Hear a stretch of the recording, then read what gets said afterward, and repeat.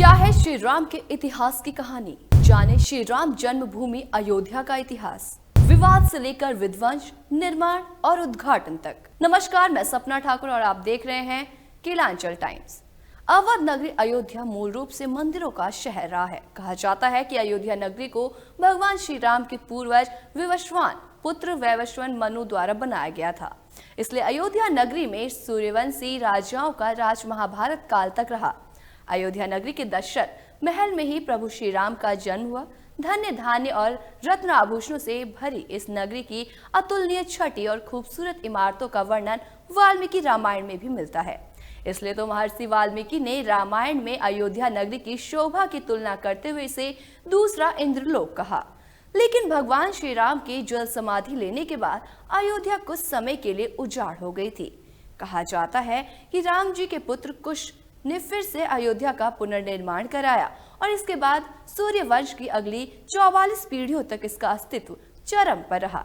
इसके बाद महाभारत काल में युद्ध के बाद अयोध्या फिर से उजाड़ हो गई। पौराणिक कथा कहानियों के अनुसार प्राचीन काल में भगवान श्री राम के जल समाधि लेने के बाद और महाभारत युद्ध के बाद अयोध्या में उजाड़ होने और फिर से बसने का निर्माण वर्णन मिलता है। लेकिन श्री राम जन्मभूमि अयोध्या और वहां बने श्री राम मंदिर को एक नहीं बल्कि कई बार आक्रमणों का सामना करना पड़ा। अयोध्या को नष्ट करने के लिए मुगलों द्वारा कई अभियान भी चलाए गए। मंदिर में बाबरी ढांचा खड़ा किया गया, भव्य मंदिर तोड़ मस्जिद बनवाए गए, लेकिन प्रभु श्री राम की जन्मभूमि कभी नष्ट नहीं हो सकी। वैसे तो अयोध्या नगरी का इतिहास त्रेता युग से भी पुराना है, लेकिन आपको बताएंगे अयोध्या नगरी में विवाद से लेकर विध्वंस, निर्माण और उद्घाटन तक श्री राम जन्मभूमि अयोध्या के करीब 500 सालों के बारे में। तो देखिए इस पूरी रिपोर्ट में। अयोध्या राम जन्मभूमि देश के सबसे लंबे चलने वाले केस में से एक है। राम जन्मभूमि का इतिहास बहुत पुराना है। 1528 से लेकर 2023 तक श्री राम जन्मभूमि के पूरे 495 वर्षों के इतिहास के कई मोड़ आए। इसमें 9 नवंबर 2019 का दिन बेहद खास रहा। वहीं अब जब 5 जजों की संवैधानिक बेंच ने ऐतिहासिक फैसला सुनाया। 1528 मुगल बादशाह बाबर के सिपहसालार मोर बाकी ने विवादित जगह पर मस्जिद का निर्माण कराया। इस स्थान को लेकर हिंदू समाज में लोगों द्वारा ये दावा किया गया कि यहाँ राम की जन्मभूमि है और इस स्थान पर एक प्राचीन मंदिर भी था। हिंदू पक्ष के लोगों ने मस्जिद में बने 3 गुंबदों में एक गुंबद के नीचे भगवान राम का जन्म स्थान बताया। 1853 से 1949 तक श्री राम जन्मभूमि पर जहां मस्जिद का निर्माण किया गया, वहां के आसपास के कई स्थानों पर पहली बार 1853 में दंगे हुए। इसके बाद 1859 में अंग्रेजी प्रशासन ने विवादित स्थान के पास बाड़ लगा दी और मुसलमानों को ढांचे के अंदर, वहीं हिंदुओं को बाहर चबूतरे के पास पूजा करने की इजाजत दे दी। 1949 अयोध्या में श्री राम जन्मभूमि का असली विवाद 23 सितंबर 1949 को तब हुआ जब मस्जिद में भगवान राम की मूर्तियां मिली। इसे लेकर हिंदू समुदाय के लोग कहने लगे कि यहाँ साक्षात भगवान राम प्रकट हुए हैं। तो वहीं मुस्लिम समुदाय के लोगों ने आरोप लगाया कि किसी ने चुपके से यहाँ मूर्तियां रखी।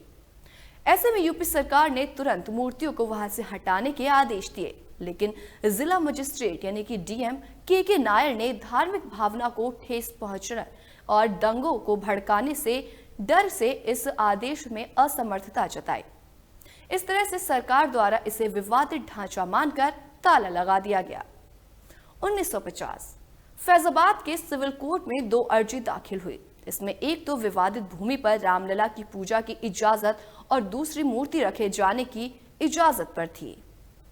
1961 यूपी सुन्नी वक्फ बोर्ड के एक अर्जी दाखिल की और विवादित भूमि पर पजेशन और मूर्तियों को हटाने की मांग की। और इसके बाद 1984 1 फरवरी 1986 में यूसी पांडे की याचिका पर फैजाबाद के जिला जज के.एम. पांडे ने हिंदुओं को पूजा करने की इजाजत दे दी और ढांचे पर लगे ताले को हटाने का आदेश दिया। तो उसके बाद 1992 ये दंगा ऐतिहासिक रहा। 6 दिसंबर 1992 को बीएचपी और शिवसेना समेत कई हिंदू संगठन के लाखों कार्यकर्ताओं ने विवादित ढांचे को गिरा दिया। इससे देश भर में सांप्रदायिक दंगे हुए और हजारों की तादाद में लोग मारे भी गए। 2002 गोधरा ट्रेन जो कि हिंदू कार्यकर्ताओं को लेकर जा रही थी, उसमें आग लगा दी गई और करीब 58 लोग मारे गए। इसे लेकर गुजरात में भी दंगे की आग भड़क गई और 2000 से अधिक लोग इस दंगे में मार दिए गए। बात करें 2010 की, तो इलाहाबाद हाई कोर्ट ने फैसले पर विवादित भूमि को सुन्नी वक्फ बोर्ड रामलला विराजमान और निर्मोही अखाड़े के बीच 3 बराबर हिस्सों में बांटने का आदेश दिया था। 2011 अयोध्या विवाद पर इलाहाबाद हाई कोर्ट के फैसले पर सुप्रीम कोर्ट ने रोक लगा दी थी। 2017 सुप्रीम कोर्ट ने आउट ऑफ कोर्ट सेटलमेंट का आह्वान किया और भाजपा के कई नेताओं पर आपराधिक साजिश आरोप बहाल किए गए। बात करें 2019, 8 मार्च 2019 को सुप्रीम कोर्ट के मामले को मध्यस्थता के लिए भेजा और 8 सप्ताह के भीतर कार्रवाई को खत्म करने के आदेश दिए। इसके बाद 1 अगस्त को मध्यस्थता पैनल ने रिपोर्ट पेश की और 2 अगस्त को सुप्रीम कोर्ट मध्यस्थता पैनल मामले में समाधान निकालने में कामयाब नहीं रहे। इस बीच सुप्रीम कोर्ट में अयोध्या मामले को लेकर प्रतिदिन सुनवाई होने लगी और 16 अगस्त 2019 को सुनवाई पूरी होने के बाद फैसला सुरक्षित रखा गया। 2019 9 नवंबर सुप्रीम कोर्ट के 5 जजों की बेंच ने श्री राम जन्मभूमि के पक्ष में फैसला सुनाया। वहीं 2.77 एकड़ विवादित भूमि हिंदू पक्ष को मिली और मस्जिद के लिए अलग से 5 एकड़ जमीन मुस्लिम पक्ष को मुहैया कराने का आदेश दिया गया। 25 मार्च 2020 को पूरे 28 साल बाद रामलला टेंट से निकालकर फाइबर मंदिर में शिफ्ट हुए और इसके बाद 5 अगस्त को भूमि पूजन किया गया।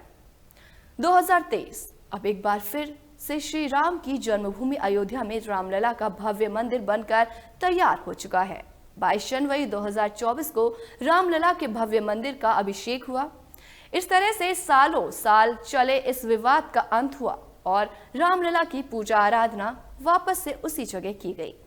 करीब 500 साल के लंबे इंतजार और कड़ी लड़ाई के बाद आखिरकार 22 जनवरी 2024 को श्री राम जन्मभूमि अयोध्या में भव्य राम मंदिर का अभिषेक समारोह किया गया। ये सनातन प्रेमियों के लिए भक्ति, खुशी और उत्साह का पल होगा।